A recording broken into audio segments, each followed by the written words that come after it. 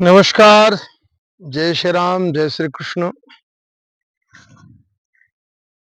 आजकल लोग अपने आप को अवतार घोषित कर रहे हैं। यद्यपि ये बहुत पुरानी परंपरा रही है। भागवत जी में एक पौंड्रक नाम का एक व्यक्ति होता है जिसने अपने आप को भगवान कृष्ण का अवतार घोषित किया, भगवान नारायण का। और वहां पर हम लोग उसको उस रूप में देखते हैं। क्योंकि अभी मैं भागवत जी में ही हूँ, आश्रम है दुभा आश्रम, वहां पर कथा भागवत जी की चल रही है। तो एक वीडियो देखा मैंने, एक किसी न्यूज़ चैनल पर उस वीडियो को देखने को मिला, जिसमें एक कोई अभिषेक सिंघल नामक एक व्यक्ति है। उसने अपने आप को अवतार घोषित किया हुआ है कल्कि भगवान का। साथ में उसकी पत्नी भी है। उसने अपने आप को घोषित कर लिया महामाया। तो पति और पत्नी दोनों ने अपने आप को अवतार के रूप में प्रस्तुत किया हुआ है। और कुछ मानने वाले लोग भी होंगे। ये अगर मानने वाले लोग न होते तो न्यूज़ चैनल वालों की वहां पर पहुंच नहीं होती और न्यूज़ चैनल वाले बुलाते नहीं। अच्छा, कोई कल्कि अवतार केवल वो हो ऐसा नहीं है। कल्कि पीठ भी है जिसके महंत प्रमोद कृष्णन जी हैं, राजनीति में हैं जो। और मुझे याद है लगभग 2-3 वर्ष पहले एक हमारे परिचित ही है, उन्होंने एक आयोजन कर रखा था। तो उनके पिताजी ने दीक्षा ले रखी है, तो बोले वो कल्कि पीठ है। और जो उनके गुरुजी हैं वो कल्कि भगवान के अवतार थे। और वो परम धर्म सब जगह जाते और फिर सत्र करते, परम धर्म की बात बताते। परम धर्म क्या है? जो वो लोग कहें वही परम धर्म है। और इसी श्रृंखला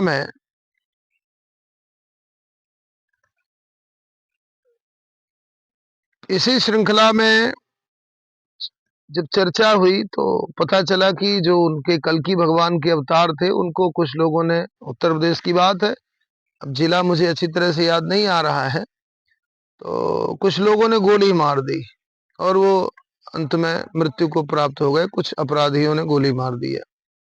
तो भगवान का अवतार घोषित करने से पहले उसकी क्या बातें होती हैं, किन सीमाओं के पार जाना पड़ता है और कौन सी सीमाएं हैं, शास्त्र मत क्या कहता है, इस संबंध में कोई विषय नहीं होता उनका, कोई चर्चा भी नहीं होती और धर्म का धा भी पता नहीं होता है। लेकिन पता नहीं क्यों, किस मानसिकता से लोग ग्रस्त रहते हैं कि अपने आप को अवतार घोषित कर लेंगे। मैंने सुना उस वीडियो को। दोनों पति पत्नी अनर्गल प्रलाप करते हैं। कुछ लोग वहां पर लोग बैठे हुए हैं, जो कोई ज्योतिषी है, कोई धर्म की पीठ से है, ऐसे अनेक लोग बैठे हुए हैं। प्रश्नोत्तरी होती है तो कोई सार्थक जवाब नहीं। फिर कल्कि अगर अवतार है तो अवतार की जो चर्चा हुई है कि कल्कि भगवान का अवतार कैसे होगा, एक जो आगे आने वाले समय की बात है। अभी तो बहुत सारे वर्ष बाकी हैं इसके लिए। भाई कलयुग का जब अंतिम चरण होगा तब कल्कि भगवान के अवतार की चर्चा शास्त्रों में की गई है। अवतार का मतलब ही होता है संसार के कल्याण के लिए उतरना। तो देखिए, ये तो ईश्वरीय कार्य जो कोई भी करता है, ईश्वरीय कार्य। ईश्वरीय कार्य क्या है? संसार के कल्याण की कामना, संसार के कल्याण के लिए ही कार्य करना, यही ईश्वरीय कार्य है। और ऐसा संत लोग भी करते हैं। बहुत सारे लोग महापुरुष हैं जो इस ईश्वरीय कार्य को करते हैं और ईश्वरीय कार्य को करते हुए वो जगत में पूजे जाते हैं। कई ऐसे लोग हुए जिनको भगवान की संज्ञा भी दी जाती है। तो किसी तरह से कुछ करना नहीं और शास्त्रों में जो बात आती है उसके आधार पर भी खरे नहीं उतरना। तो ये सारी चीजें होती हैं। लेकिन इसके बाद भी ये सोशल मीडिया का युग आ गया तो प्रचार प्रसार जल्दी हो जाता है। और आजकल धन कमाने का इससे बढ़िया कोई रास्ता नहीं होता है। नो इन्वेस्टमेंट, कोई इन्वेस्टमेंट नहीं होता है। लोगों ने धर्म की जो बातें हैं, धर्म के जो अनुष्ठान है, उन अनुष्ठानों को धन कमाने का केंद्र बना के रखा है, धन कमाने का एक माध्यम बना के रखा है। आप आक्षेप कर सकते हैं, क्योंकि मैं भी अब जहाँ हूँ वो कथा स्थल में ही खड़ा हूँ। एक आश्रम है छोटा-सा, वहीं पर कथा चल रही है। लेकिन मूल उद्देश्य ये होता है कि इन कथाओं के माध्यम से हम समाज को जागृत कर पाएँ, ऐसे कार्य कर पाएँ जिससे समाज का कल्याण हो। कथा मार्ग बताती है, अवतार कार्य करते हैं, अपने कर्मों के द्वारा समाज को प्रेरित करते हैं, समाज का मार्गदर्शन करते हैं। लेकिन इतना बावरापन, इतनी मूर्खता, इतना अंधविश्वास कि चमत्कार के नाम पर सारे समाज को बरगला के रखा है और समाज भी मूर्खता का शिकार है। समाज भी भ्रम का शिकार है, समाज भी धर्मांधता का शिकार है। वो चमत्कारों के माध्यम से अपने किए हुए कर्मों के फल को बदलना चाहता है। यही कारण है कि अंधविश्वास फैलाने वाले, चाहे वो कथावाचक के रूप में हो, चाहे धर्म अनुष्ठान के रूप में हो, या कोई अन्य-अन्य प्रकार के लोग हैं, तो लोग भ्रम में पड़ना चाहते हैं, अंधकार में जीना चाहते हैं, उस चाह को लोग समझ करके और बढ़ावा दे रहे हैं।